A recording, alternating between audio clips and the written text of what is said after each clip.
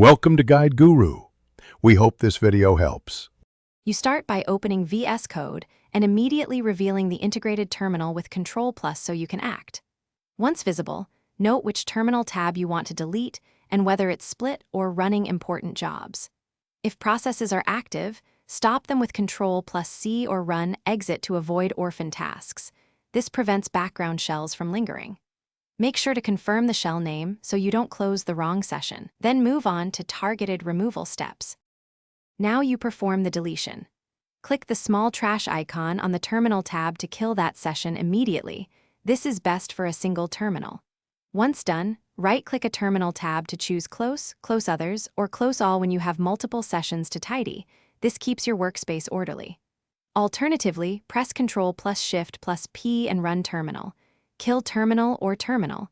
Kill all for keyboard-driven control. These methods ensure shells are terminated cleanly, and tabs are removed from view. Finish by verifying nothing unwanted persists. Once done, restart Vscode if terminal tabs reappear or the UI is inconsistent. That often clears cached state. If a shell still runs in the background, open your OS Task Manager or Activity Monitor and end the process manually, making sure you target the right PID.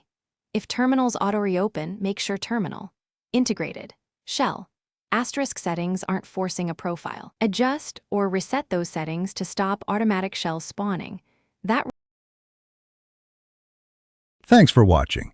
Consider subscribing if we helped you today.